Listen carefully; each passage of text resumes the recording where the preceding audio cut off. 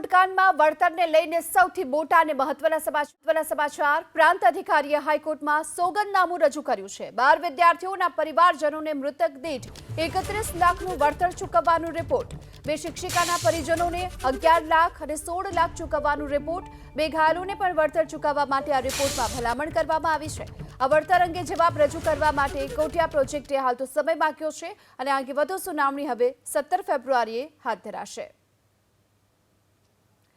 વડોદરા બોટકાંડમાં વળતરને લઈને પ્રાંત અધિકારીએ હાઈકોર્ટમાં સોગંદનામું રજૂ કર્યું છે, જેમાં 12 વિદ્યાર્થીઓના પરિવારજનોને મૃતક દીઠ 31 લાખનું વળતર ચૂકવવાનું રિપોર્ટમાં ઉલ્લેખ કરવામાં આવ્યો છે। આ સાથે 2 શિક્ષિકાના પરિવારજનોને પણ 11 લાખ અને 16 લાખ ચૂકવવાનું રિપોર્ટ છે, ત્યારે 2 ઘાયલોને પણ વળતર ચૂકવવા માટે આ રિપોર્ટમાં ભલામણ કરવામાં આવી છે।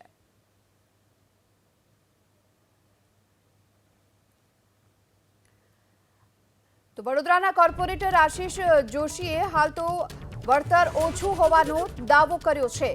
મૃતકના પરિવારને 5-5 કરોડનું વળતર ચૂકવવાની કોર્પોરેટરે માંગ કરી છે। શાળા અને વડોદરા મનપા પણ આ વળતર ચૂકવે તેવી પણ માંગ કરી અને દુર્ઘટના માટે શાળા અને વડોદરા મનપા પણ જવાબદાર હોવાની વાત કોર્પોરેટરે કરી છે। હાઈકોર્ટ દ્વારા જે પણ પ્રાંત અધિકારી વડોદરાના સાંભળ સાહેબની કોર્ટમાં આ વળતરની સુનાવણીનો એક વિશેષ 2 મહિનાથી સુનાવણી ચાલી રહી હતી અને સુનાવણી દરમિયાન તમામ પીડિત પરિવારોએ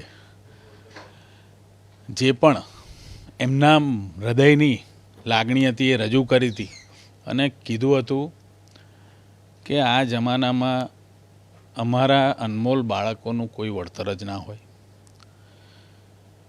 મેં આ 13 મહિના દરમિયાન એમની જોડે વિતાવેલા દરેક પળોથી હું ચોક્કસ એવું કહીશ કે આ જમાના પ્રમાણેનું આ વળતર નથી।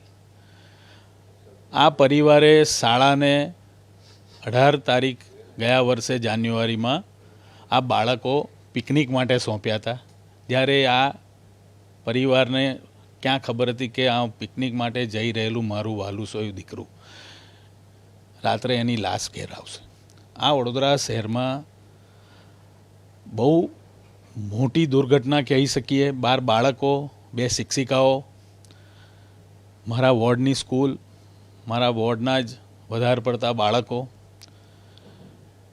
જ્યારે આમાં હાઈકોર્ટ દ્વારા પણ બીજા 2 પક્ષકાર પણ ઉમેરવામાં આવ્યા છે, તો હજુ અમે વધારેમાં વધારે પુરાવા અમારા ધારાશાસ્ત્રી દ્વારા રજૂ કરીશું અને જે બીજા પણ આમાં દોષિત છે, ફક્ત કોટિયા બંધુ જ નહીં પણ સાથે તંત્રની સાથે સાથે શાળા પણ ક્યાંક ને ક્યાંક જવાબદાર છે, એની પણ 2 જવાબદારી આમાં જતી થઈ છે સ્પષ્ટ રીતે। હાઈકોર્ટે પણ આની નોંધ લીધી છે, ત્યારે વધુ વળતર આ પીડિત પરિવારને મળે એવી અમારી લડાઈ ચાલુ રહેશે। જે બીજા 2 પક્ષકારો છે એ કોણ કોણ છે અને એના દ્વારા કેટલું વળતર મળે એવા તમારા પ્રયાસો રહેશે? હાઈકોર્ટે શાળા તંત્રને પણ જવાબદાર ગણીને પક્ષકાર બનાવ્યું છે। શાળા તંત્રને સુનાવણી દરમિયાન વળતરની સુનાવણી દરમિયાન પ્રાંત અધિકારીએ પણ બોલાવીને એમનો ખુલાસો ને એમનો પક્ષ મૂક્યો હતો, ત્યારે ખૂબ જ નફ્ફટાઈ ભર્યા એક અંદાજથી 1 વર્ષ બાદ શાળાના તંત્રના કરતા હર્તાએ પોતાના વકીલ મારફતે એક એવું એફિડેવિટ રજૂ કર્યું કે અમારી આમાં કોઈ લાયબિલિટી રહેતી નથી। એટલે શાળા માટે પણ એક આ ધંધો હતો એવું સ્પષ્ટ દેખાઈ આવતું હતું। એટલે અમે શાળા પાસેથી પણ આનાથી વધારે રકમની બાળક દીઠ માંગણી મૂકીશું અને પીએમસી તંત્રનો પણ ક્યાંક અધિકારીઓનો પણ નિષ્કાળજીનો એક પ્રશ્ન ઊભો એટલે થાય છે કે આ હરણી બોટકાંડમાં તંત્ર દ્વારા લેખિતમાં જે એગ્રીમેન્ટ થયું હતું એમાં પેડલ બોટ ચલાવવાની જવાબદારી સોંપવામાં આવી હતી, એની જગ્યાએ કોટિયા બંધુ ત્યાં મોટર બોટ ચલાવતા હતા અને એ મોટર બોટના કારણે મોટર બોટ ઊંધી પડી અને મોટર વ્હીકલ એક્ટ પ્રમાણે જ્યારે આ વળતરની વિષય આવ્યો ત્યારે આ ઓછું વળતર જાહેર થયું છે।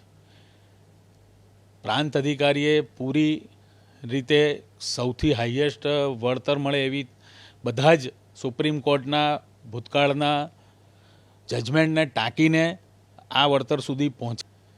પણ કેમ આ મોટર વ્હીકલ એક્ટ લાગ્યો તો ક્યાંક જે અધિકારીઓએ પેડલ બોટ ચલાવવાની જવાબદારી આપી હતી એ અધિકારીઓ મોનિટરિંગ કરવામાં નિષ્ફળ ગયા હોય ત્યારે વીએમસી તંત્રની પણ ક્યાંક જવાબદારી થઈ શકે છે. એટલા માટે એ લોકો પણ વળતર આપે.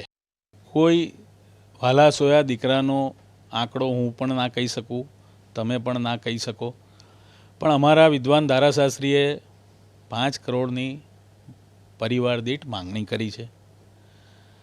આ જમાના પ્રમાણે મારું એવું ચોક્કસ માનવું છે કે જે પણ કંઈ રકમ જાહેર થઈ છે એનાથી 3 ગણી રકમ હજુ પણ શાળા સંચાલકો અને તંત્ર પાસેથી વસૂલવી જોઈએ એવી મારી લાગણી ચોક્કસ રહેશે.